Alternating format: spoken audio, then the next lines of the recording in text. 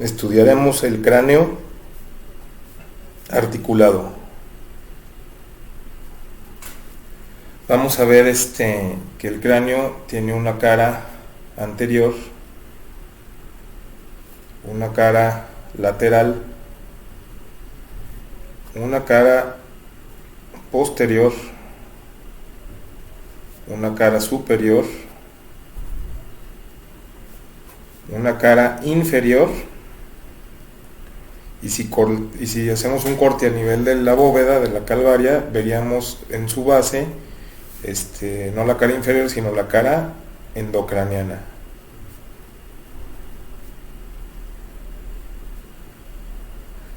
Vamos a ir revisando estas caras una por una.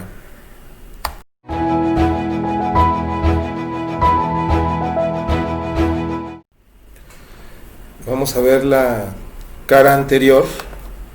La cara anterior tiene la peculiaridad que está dado sobre todo por el hueso frontal. Ya habíamos visto el hueso frontal, que tiene la apófisis cigomática del frontal, luego viene el borde orbitario, la apófisis maxilar con la escotadura piriforme, y bueno, simétrico el hueso con la otra reborde orbitario, las apófisis, y aquí vamos a esquematizar la escama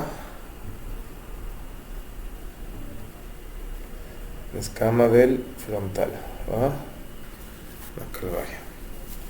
Vamos a ver entonces pues todas las estructuras del frontal, los arcos supraciliares que ya habíamos visto, la glabela, los restos de la sutura metópica, el nación, y sobre todo en la cara anterior vamos a ver los huesos de la cara.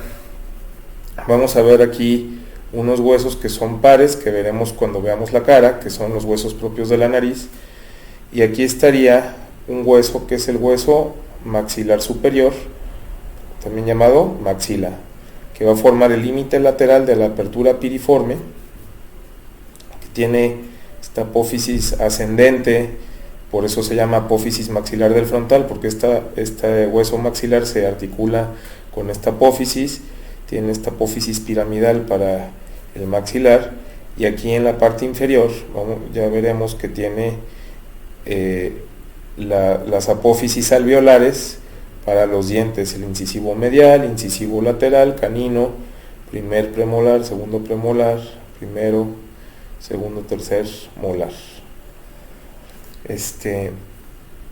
Más lateral tenemos un hueso que es el hueso cigomático, y aquí pondríamos el foramen supraciliar. Vamos a hacerle el otro lado simétrico con la apófisis ascendente, la apófisis piramidal y los alvéolos dentarios, canino, primer premolar, segundo premolar, primero, segundo, tercer molar, y el cigomático, el hueso cigomático. Ya nada más nos queda aquí, bueno, ya revisaremos esto. Aquí hay un foramen, que es el foramen infraorbitario, donde va a salir una rama. Si aquí salía una rama de 5,1, aquí saldrá una rama de 5,2. Y bueno, finalmente la mandíbula, vamos a poner aquí el incisivo medial, lateral, con la boca medio abierta, primer molar, segundo, tercero, etcétera, incisivo medial, lateral, canino, primer premolar, segundo, 1, 2, 3, y la mandíbula, más o menos, aquí podríamos esquematizar las eminencias del frontal, y aquí en la mandíbula el foramen mentoniano o maxilar inferior, donde sale una rama de D3, que son puntos dolorosos para cuando queremos licitar dolor en el paciente para ver reacciones. Podemos palpar, presionar directamente estas ramas del trigémino para elicitar dolor, o son puntos gatillos cuando hay una condición que recibe el nombre de neuralgia del trigémino. Entonces esta es la cara anterior.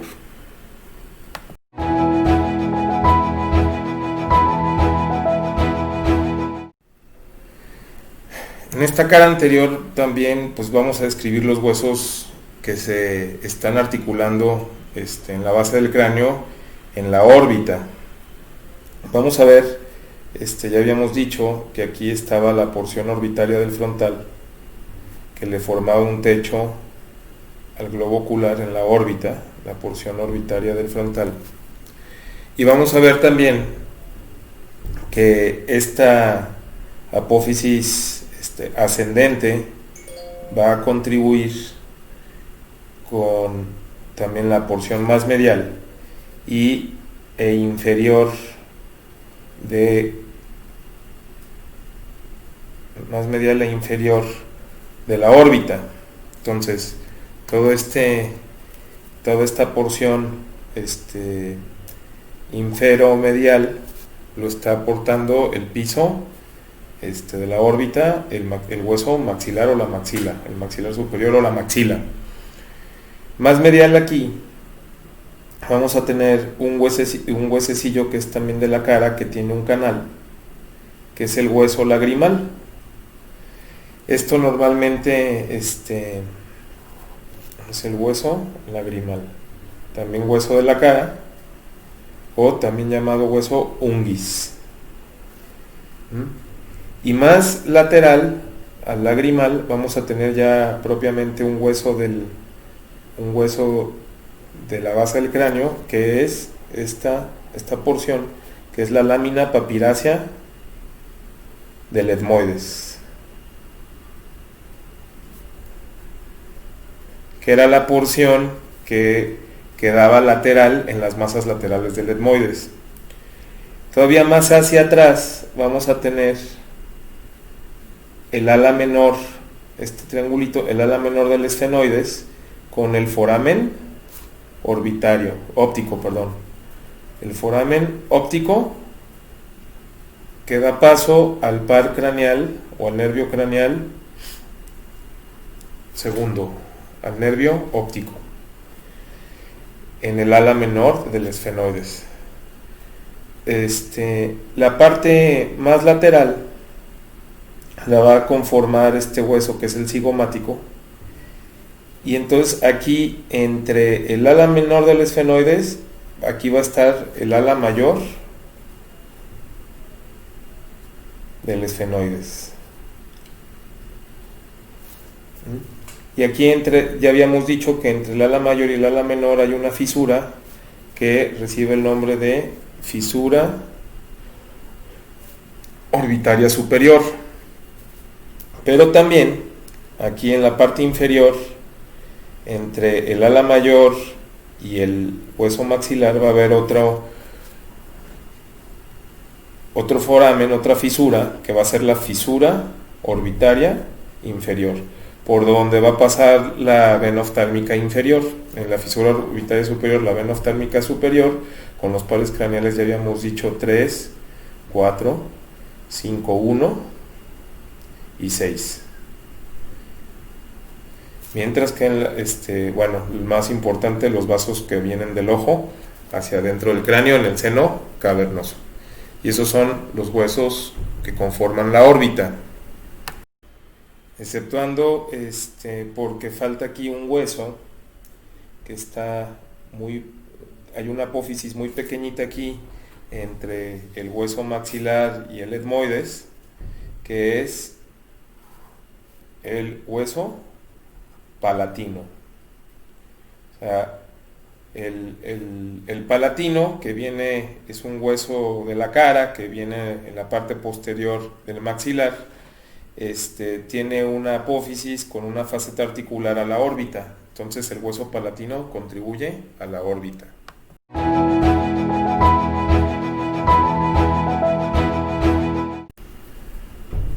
La cara lateral del cráneo, vamos a empezar con los huesos propios de la nariz. Vamos a poner aquí el nasion y la glabela, y vamos a poner aquí la órbita.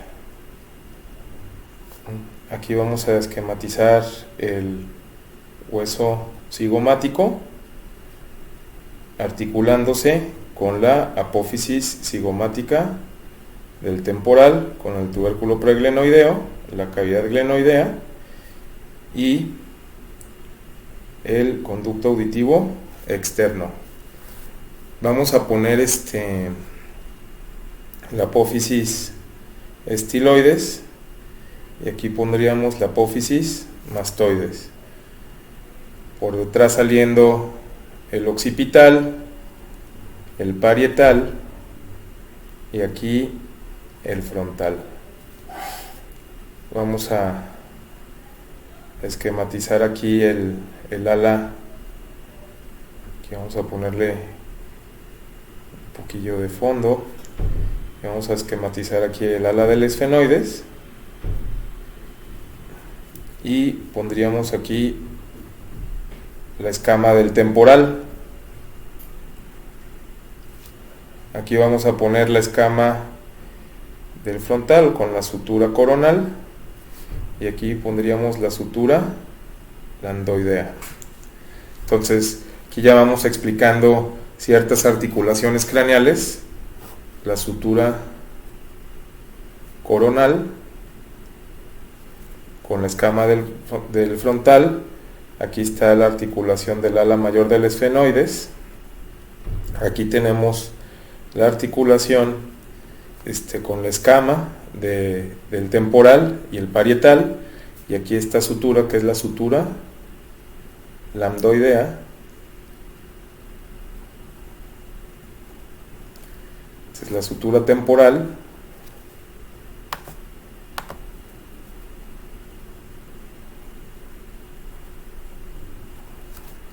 Y bueno, aquí vamos a poner el conducto auditivo externo, la apófisis estiloides del temporal y la apófisis mastoides. Aquí vamos a poner la apertura piriforme y vamos a poner el incisivo medial, incisivo lateral, el canino, primer molar, segundo premolar, primero, segundo, tercer molar, y vamos a poner aquí la mandíbula con el primero, incisivo medial, lateral, canino, primero y segundo premolar, primero, segundo y tercer molar. Aquí articulando la mandíbula con su apófisis, con el cóndilo de la mandíbula, una apófisis que se llama apófisis coronoides, y el ángulo de la mandíbula. Aquí vamos a terminar poniendo el arco supraciliar con el foramen supraciliar que sale 5.1, perdón, el infraorbitario 5.2 y el mental o mentoniano 5.3. Vamos a observar en esta cara lateral también que se ejercen, o sea, ya habíamos visto este punto craniométrico que es el nasion. Vimos un punto acá que era esta eminencia, que era el ilion. Y vamos a ver entonces que esta articulación, aquí sucede un punto de convergencia donde se hace una articulación fronto, parieto, temporo, esfenoidal. Esta articulación, este punto es un punto craniométrico que recibe el nombre de terion. Y aquí vamos a ver otra peculiaridad donde se está ejerciendo una articulación parieto, temporo, occipital, o occipito, parieto temporal, o parieto temporo occipital, como le quieran llamar, pero en este punto craniométrico recibe el nombre de asterion. Bueno, y esto es a grosso modo la cara lateral del cráneo.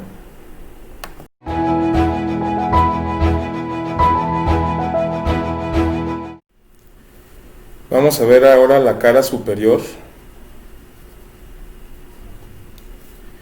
En la cara superior lo que vamos a ver es la bóveda craneana, en donde vamos a tener esta sutura, que es la sutura coronal, y está articulándose con la sutura interparietal o biparietal, y los parietales en la parte posterior con la sutura lambdoidea del occipital. Entonces la sutura coronal,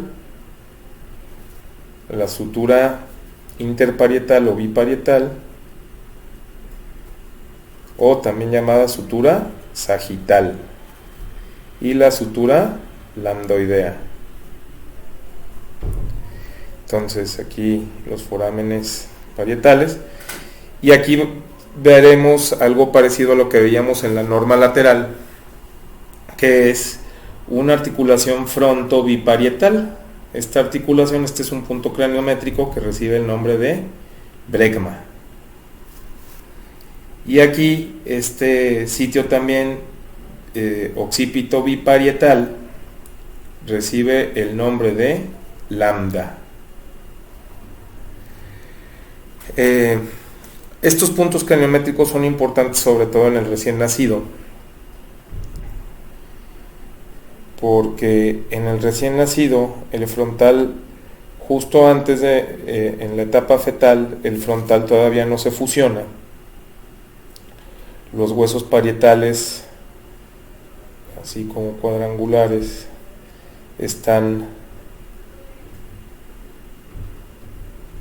todavía no alcanzan esta articulación, y el occipital pues de igual modo están separados por una membrana de fibrocartílago, y en el recién nacido se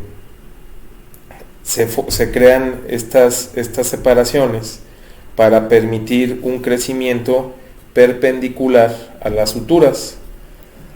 Entonces estas suturas deben de permanecer permeables un cierto tiempo. Sabemos que a los 3 meses de vida esta fontanela, se llaman fontanelas en el recién nacido, la fontanela lambdoidea debe de cerrar a los 3 meses, mientras que sabemos que la fontanela bregmática, lo que se conoce comúnmente como la mollera, cierra hasta casi el año y medio de nacido. Entonces, y esto da lugar, y esta es la llamada sutura metópica, que debe de cerrar también casi al nacimiento. Entonces, esta fontanela se utiliza mucho porque debajo de este fibrocartílago ya están las meninges, la dura madre, aracnoides, pia madre y luego el cerebro, y entonces la fontanela lo que está reflejando mucho es el grado de hidratación cerebral. Si la fontanela, o como dicen en los pueblos, la mollera se deprime, es que hay cierto grado de deshidratación en el cerebro, y cuando está muy depletada es que el cerebro está hidratado o hinchado. Entonces una fontanela tensa pues también habla de hipertensión endocraniana. Son signos indirectos de la actividad cerebral en el recién nacido. También tiene un significado clínico este crecimiento de las fontanelas, en el sentido que si una fontanela se cierra prematuramente, digamos que la fontanela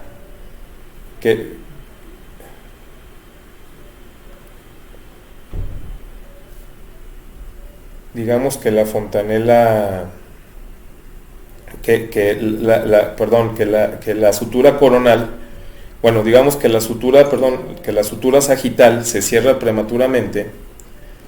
Entonces eso va a dar lugar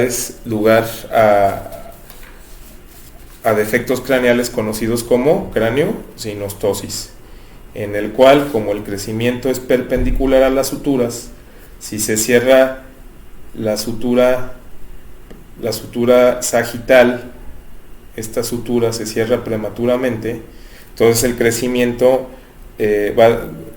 como es perpendicular, no va a crecer a los lados, se va a quedar así, y entonces el cráneo va a tener un crecimiento rostrocaudal o anteroposterior más grande, lo que va a dar lugar a que el niño tenga una cabeza alargada, ¿va? Una cabeza que se llama dolicocefalia, por el cierre de esta sutura. En cambio, digamos que se cerrara esta sutura nada más la mitad de la coronal, entonces como este crecimiento se vería afectado, entonces esto no crecería nada más la mitad, ¿verdad? Si esto sigue permeable, entonces esto da lugar a lesiones más severas, conocidas como plagiocefalia. Si se cierra prematuramente la coronal, entonces nos va a dar un pico por el crecimiento lateral que va a estar impedido, y nos va a dar algo que se llama trigonocefalia.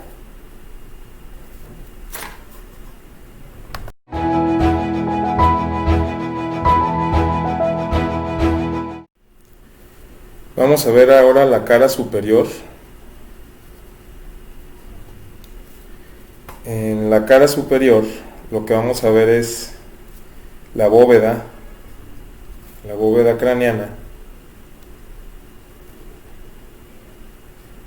en donde vamos a tener esta sutura, que es la sutura coronal, y está articulándose con la sutura interparietal o biparietal, y los parietales en la parte posterior con la sutura lambdoidea del occipital. Entonces la sutura coronal, la sutura interparietal o biparietal, o también llamada sutura sagital, y la sutura lambdoidea. Entonces aquí los forámenes parietales, y aquí veremos algo parecido a lo que veíamos en la norma lateral, que es una articulación frontobiparietal. Esta articulación, este es un punto craniométrico que recibe el nombre de bregma. Y aquí este sitio también, occipito biparietal, recibe el nombre de lambda. Estos puntos craniométricos son importantes sobre todo en el recién nacido, porque en el recién nacido el frontal, justo antes de, en la etapa fetal, el frontal todavía no se fusiona. Los huesos parietales, así como cuadrangulares,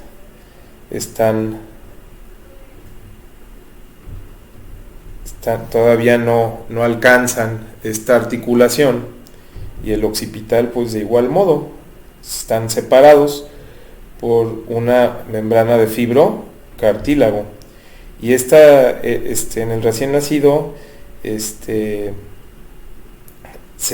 crean estas separaciones para permitir un crecimiento perpendicular a las suturas. Entonces estas suturas deben de permanecer permeables un cierto tiempo. Sabemos que a los 3 meses de vida esta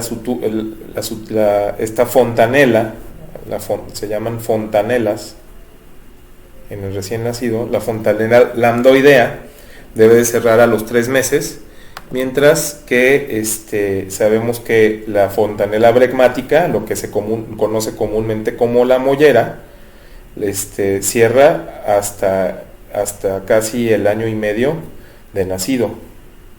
Entonces, y esto da lugar, y esta es la llamada sutura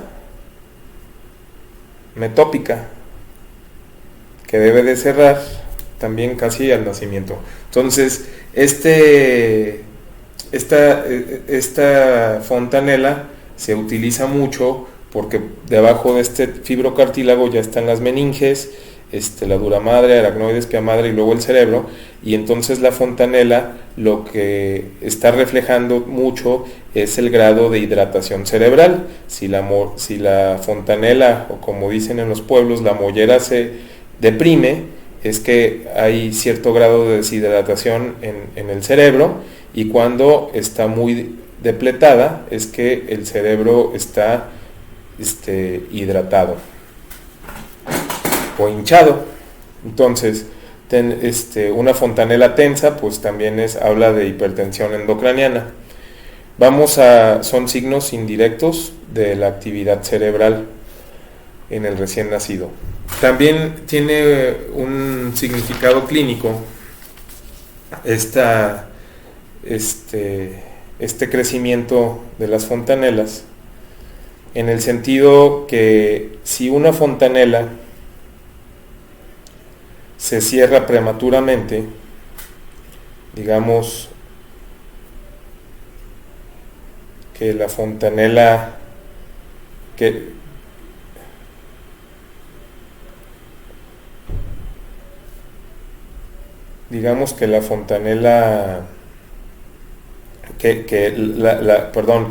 la sutura coronal, bueno, digamos que la sutura sagital se cierra prematuramente, entonces eso va a dar lugar a defectos craneales conocidos como cráneo-sinostosis, en el cual, como el crecimiento es perpendicular a las suturas, si se cierra la sutura sagital, esta sutura se cierra prematuramente, entonces el crecimiento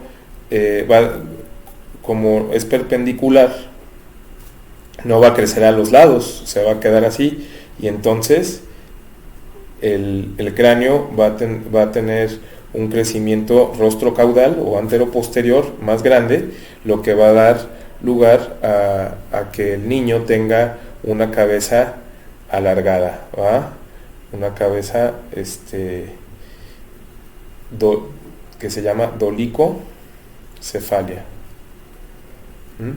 por el cierre de esta sutura. En cambio, digamos que se cerrara esta sutura nada más la mitad de la coronal, entonces como este crecimiento se vería afectado, entonces esto no crecería nada más la mitad, ¿verdad? Si esto sigue permeable, entonces esto da lugar a lesiones más severas conocidas como plagiocefalia.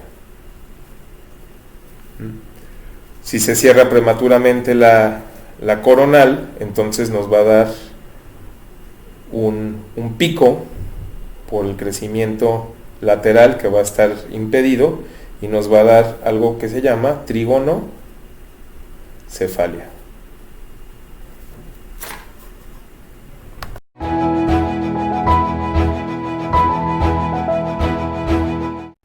Vamos a ver la cara inferior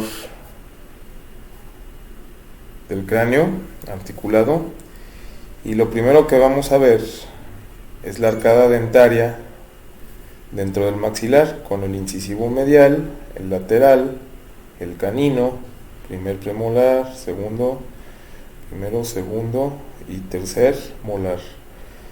Incisivo medial, lateral, canino, primer premolar, segundo premolar, 1, 2 y tercer molar. Entonces, esta arcada dentaria que se está insertando, estas gonfosis en las apófisis alveolares del maxilar superior, y vamos a ver las apófisis palatinas del hueso maxilar. que se vienen hacia adelante, que ya lo veremos en los huesos de la cara. Entonces es como si estuviéramos viendo la boca con la apófisis palatina del maxilar y por atrás articulándose este hueso que es la lámina horizontal del hueso palatino, que es lo que forma el paladar duro, y más para atrás el paladar blando con la úvula o campanilla. Aquí tendríamos la mandíbula con la lengua y bueno, aquí estaría la nariz, los labios, los vamos a poner los labios, ¿va? Y aquí la mandíbula. Entonces estamos viendo esta vista en esta situación hacia abajo. Vamos a ver que aquí va a haber una fosa, que es la fosa incisival, y en el hueso palatino, en la lámina horizontal, vamos a tener dos forámenes, el foramen palatino mayor y el foramen palatino menor, foramen palatino mayor y el foramen palatino menor, donde van a pasar los vasos sanguíneos, arteria y vena palatina, ramas de la arteria y vena maxilar, y ramos de la segunda rama del trigémino que van a inervar la arcada dentaria superior. En la parte más posterior vamos a tener unas salientes óseas, unas especies de patitas que vienen, que son del hueso esfenoides, que ya habíamos dicho que son las apófisis pterigoideas, que son dos láminas que vienen, una medial y una lateral, y hacia atrás están separadas, pero hacia adelante están unidas. Entonces me queda hacia adelante están así, por atrás están así, y entonces me queda aquí una fosa, que es la llamada fosa pterigoidea, y estás yendo hacia la línea media al cuerpo del esfenoides. Entonces, y aquí me queda una fosa, que es la fosa pterigoidea, llegando aquí al cuerpo del esfenoides.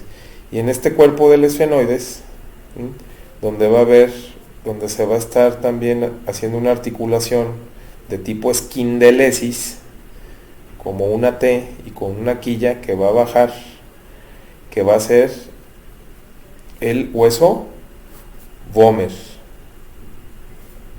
Este hueso vomer que se está insertando aquí, y me delimita la parte más posterior de la nasofaringe, que son las coanas, que es de la porción de la nariz. En la parte más posterior de la nariz son las coanas, que están limitadas en la parte inferior por los huesos palatinos, la apófisis horizontal de los palatinos, la parte superior, el cuerpo del esfenoides, las partes laterales, la lámina medial de las apófisis pterigoides del esfenoides, y en la porción medial, la quilla del vomer. Bueno, vamos a poner entonces aquí el maxilar, el resto, el hueso cigomático,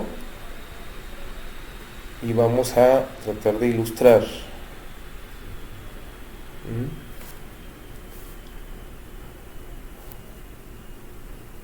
el resto de la cara con maxilar cigomático, y vamos a tratar de ilustrar el resto de la cara inferior. Entonces, hacia atrás vamos a ver que este esfenoides se está articulando con la apófisis basilar del occipital, y a esta apófisis basilar le va a llegar la porción petrosa del temporal. O sea, esta porción petrosa que está llegando aquí vamos a poner la cavidad.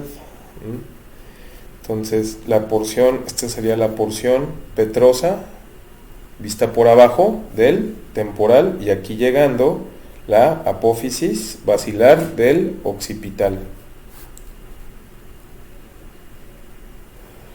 Apófisis basilar. Vamos a tener entonces aquí a manera las apófisis mastoides. Aquí me quedo. Las apófisis mastoides.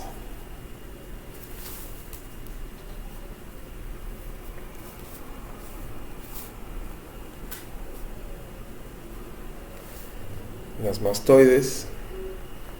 Y bueno, entonces vamos a esquematizar aquí la escama del temporal, y aquí nos quedaría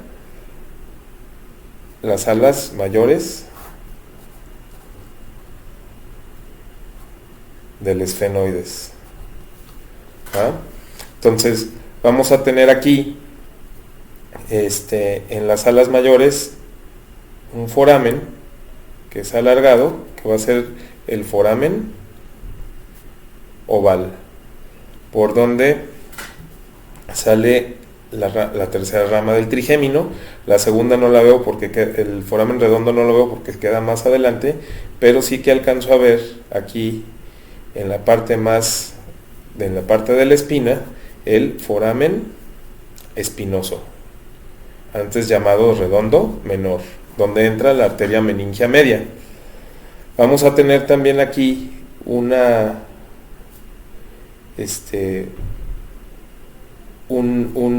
foramen que es por donde pasa en la profundidad, pero no lo atraviesa, la carótida, que es el foramen lacerum, o rasgado, también antes se llamaba rasgado anterior.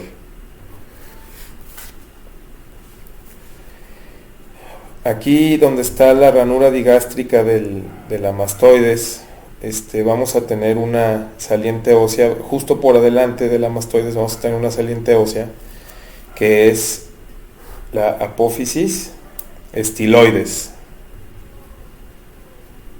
Y entre la apófisis estiloides y la mastoides vamos a tener un foramen muy pequeñito, que es el foramen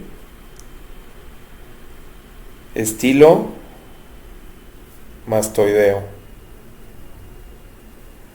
Este foramen estilomastoideo es por donde va a salir el séptimo par craneal o nervio facial, antes de dividirse en sus 5 ramas para dar inervación a todos los músculos de la expresión facial. Aquí donde llega la raíz del arco cigomático, tenemos una cavidad que es donde va a articular el cóndilo de la mandíbula, que es la cavidad glenoidea. La cavidad glenoidea. Y por adelante de esta cavidad glenoidea hay un tubérculo que es el tubérculo preglenoideo, que sirve cuando está articulado aquí el cóndilo de la mandíbula para que sea una especie de tope y no se salgan. Por delante de y más medial a la cavidad glenoidea vamos a tener un foramen que tiene 2 porciones. Este foramen que está aquí es el foramen yugular, donde decíamos en la tiene una pars vascular, que es donde donde termina el seno sigmoides y empieza la vena yugular interna.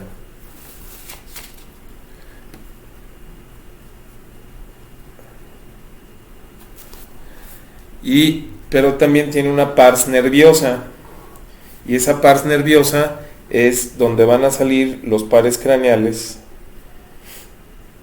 9, 10 y 11.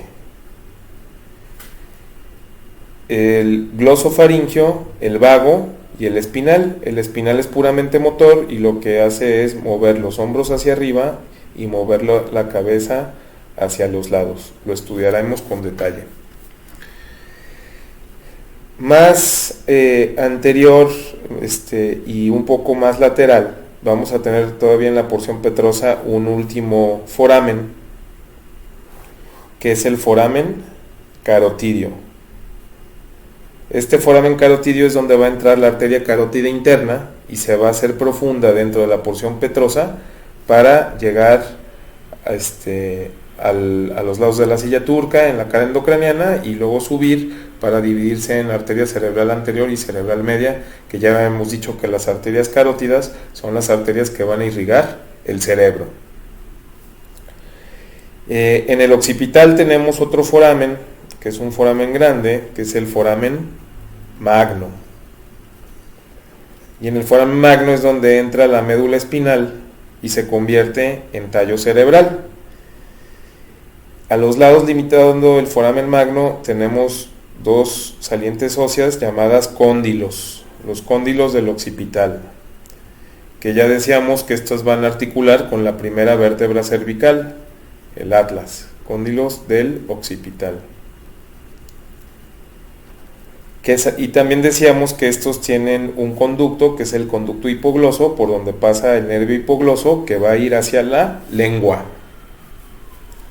Aquí podemos esquematizar el ilion, o sea, la protuberancia occipital externa, la línea nucal superior, línea nucal media y líneas nucales inferiores. Y eso es, a grosso modo, la vista inferior.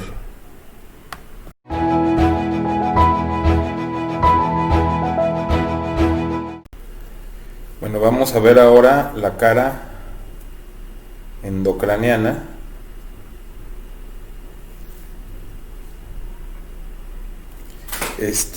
Y teniendo en cuenta que si estuviéramos viendo una vista sagital, que el frontal tiene su porción orbitaria que se continúa con el plano esfenoidal, y a su vez se continúa con la silla turca y el clivus, y finalmente la fosa posterior. Vamos a ver que esta base del cráneo tiene la peculiaridad de que va teniendo fosas, o sea, tiene pisos, tiene una fosa anterior o un piso anterior, un piso medio y un piso posterior. Entonces es lo que trataremos de ejemplificar en este dibujo. Entonces vamos a hacer un corte axial, quitando la bóveda,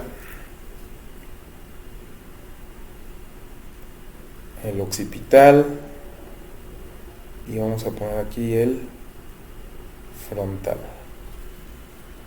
Aquí vamos a poner el díploe.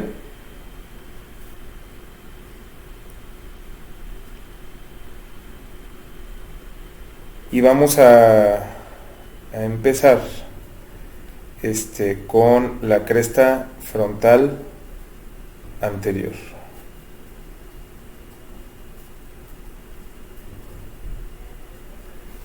Y de la cresta frontal naciendo y articula después, por detrás de la cresta, esta lámina que tiene la apófisis crista galli en medio y está acribillada por donde pasa el primer par craneal, que es la lámina cribosa,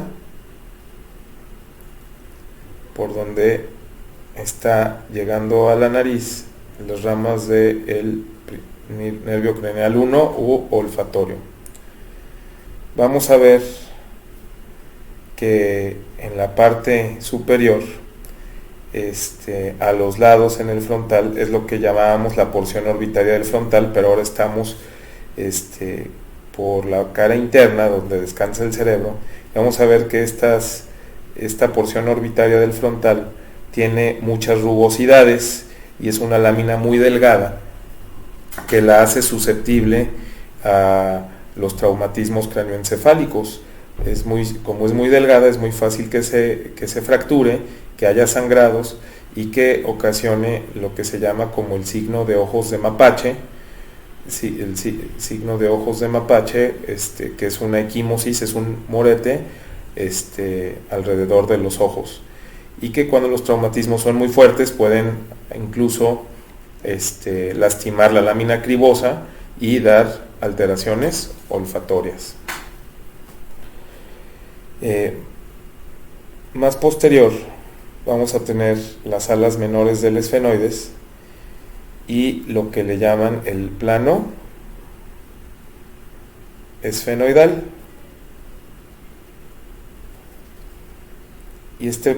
Y aquí este plano esfenoidal rematando en las apófisis clinoides anteriores. Entonces tenemos las alas menores del esfenoides y las clinoides anteriores. Ya habíamos dicho cuando hablamos del esfenoides que a los lados iban a estar el foramen óptico, por donde va a pasar el segundo par craneal o nervio óptico, que es el que va a ir a la visión. Y en medio de los dos hay un surco, que es el surco quiasmático, donde va a estar alojado el quiasma óptico, surco quiasmático.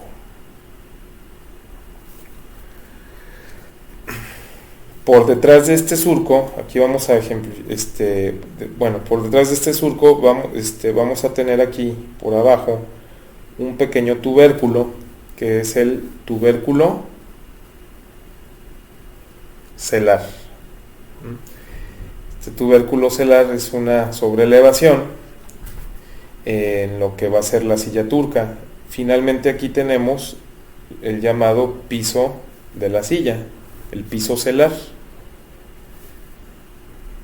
de la silla turca.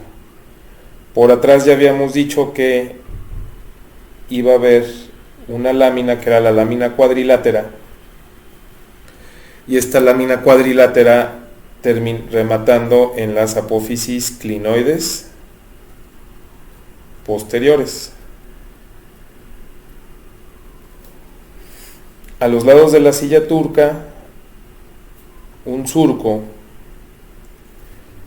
que es el surco carotidio, que ya habíamos visto que este surco carotidio se estaba formando en la profundidad en la profundidad de unos repliegues de dura madre, que era el seno cavernoso, y que este seno cavernoso eran unos repliegues en forma de pirámide, y que la carótida iba a ir dentro de este surco subiendo para localizarse medial a la clinoides y luego dar sus ramas cerebral anterior y cerebral media. Entonces vamos a poner aquí el peñasco del temporal, la porción petrosa, que es como que tiene una cara anterior, una cara posterior, y vamos a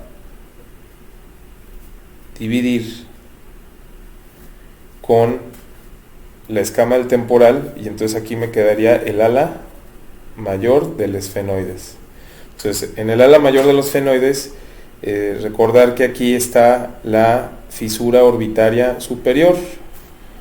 Habíamos dicho la fisura orbitaria superior, que es por donde pasan los pares craneales 3, 4, 5, 1 y 6, que eran los que movían los músculos extraoculares para el tercero hacia arriba, hacia abajo y hacia la nariz, el cuarto hacia abajo y hacia adentro, y el sexto hacia afuera. Y decíamos que 5-1 está relacionado con la sensibilidad de la frente. acá más anterior vamos a tener un foramen, que es el foramen redondo, antes llamado redondo mayor, por donde va a pasar la segunda rama del trigémino. Más posterior a este va a haber un foramen más alargadito, que es el foramen oval, por donde va a pasar la tercera rama del trigémino o 5-3. Y aquí en la espina, un foramen muy pequeñito, que es por donde va a entrar la arteria meningia media, que es el foramen espinoso. La arteria meningia media. Bueno, entonces ya nos queda el piso celar. Nos queda discutir entonces en esta porción. Ya llegamos a la porción del peñasco, y en la porción del peñasco vamos a tener aquí una excavación, y esta excavación que está aquí va a ser el llamado Cavum de Meckel, antes llamada la fosita de Gasser. ¿Por qué? Porque ahí se aloja el ganglio de Gasser, que es esta conexión antes que nazcan los nervios. Es el ganglio del trigémino, del quinto par craneal. O sea, antes de que, cuando sale este nervio del tallo cerebral, se va a dividir en tres, en 5-1, 5-2 y 5-3, y esta Cavum de Meckel o fosa de Gasser en la parte anterior, en la cara anterior de la porción petrosa del temporal, es donde se aloja. Aquí vamos a tener por delante de la fosa de Gasser un foramen muy alargado, que está cubierto por cartílago, que hace una sincondrosis permanente, que es el foramen lacerum, antes llamado rasgado anterior. Este foramen lacerum por ahí va a pasar por encima, no lo atraviesa, pero por este foramen sale la arteria carótida. No lo atraviesa, pero pasa, porque sale de la punta de la porción petrosa del temporal. Entonces es la arteria carótida interna. Pero también va a proporcionar la porción cartilaginosa de la trompa de Eustaquio en la nasofaringe. Entonces este punto es importante. Vamos a tener por detrás de este Cavum de Meckel una sobrelevación ósea, que es la eminencia arcuata. Esta eminencia arcuata, que ya la habíamos visto, que corresponde al conducto semicircular superior, que está inervado por el octavo par craneal. Y en la parte más posterior tenemos una lámina muy delgadita de hueso, que corresponde al techo del tímpano, que es el tegmen tímpani. Okay. Bueno, vamos a ver también que por delante de la eminencia arcuata y por detrás del Cavum de Meckel vamos a tener dos pequeños hiatos: el hiato del nervio petroso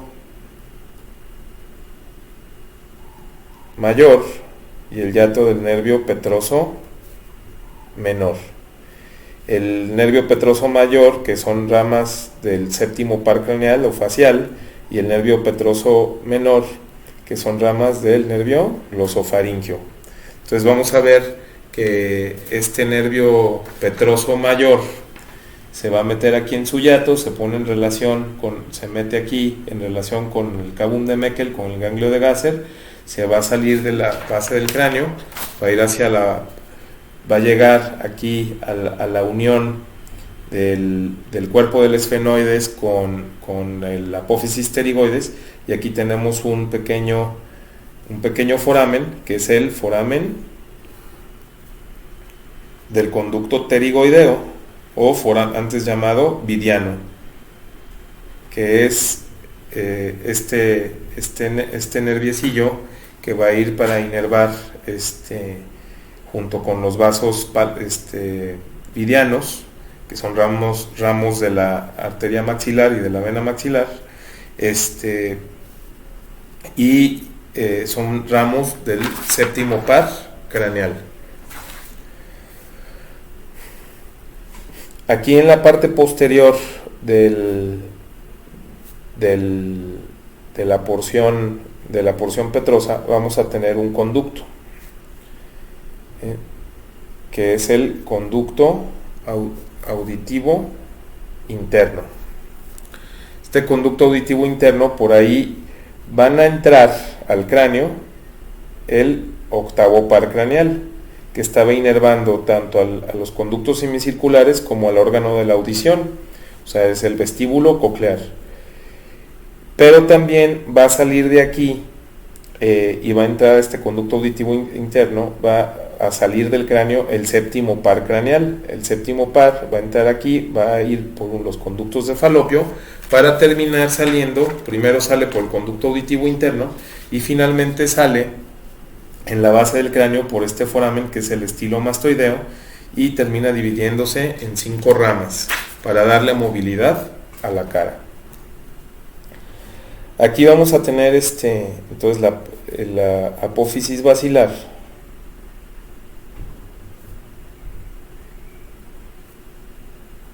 del occipital, y vamos a tener aquí por delante un foramen, que es el foramen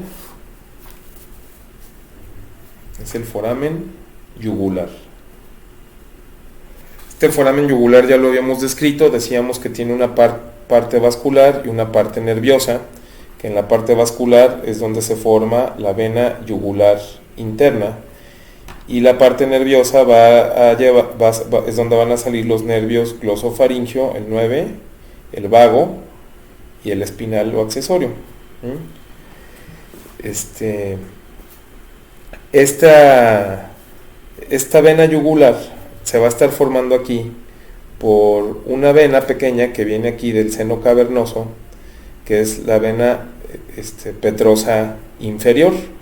Hay un surquito aquí que va a llegar y se va a conectar con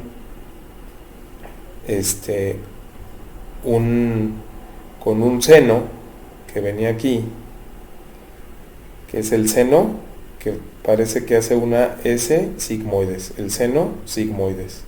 Entonces este seno sigmoides, que vierte su sangre, este seno sigmoides vierte su sangre aquí al foramen yugular, se une con la vena petrosa inferior, y van a formar ya en la base del cráneo, en la fosa yugular, el bulbo de la yugular, como un conito, ¿ok?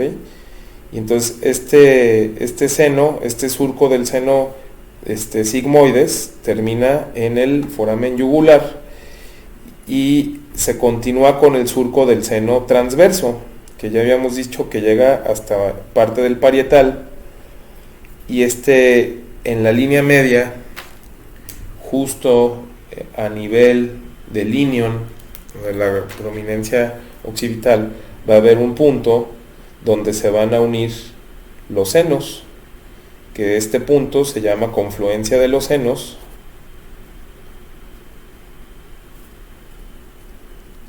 antes llamado presa o prensa de erófilo. Entonces aquí vendría el seno transverso y aquí el seno sigmoides. Vamos a tener por delante entonces ya al foramen magno, y vamos a ver que aquí van a estar los tubérculos para los ligamentos alares, más laterales, y ya por fuera los cóndilos del occipital. Aquí vamos a tener un surquito también de otro seno, que es el seno occipital. Y aquí a veces hay otro que es el seno marginal. Y esto nos va a limitar aquí unas fosas que son las llamadas fosas cerebelosas, donde va a descansar el cerebelo. Y aquí es justo donde en este seno recto el tentorio llega haciendo un repliegue. O sea, llega derecho y le hace una tienda a estas fosas cerebelosas donde descansan los hemisferios cerebelosos, y por arriba de este tentorio va a estar descansando el lóbulo occipital del cerebro.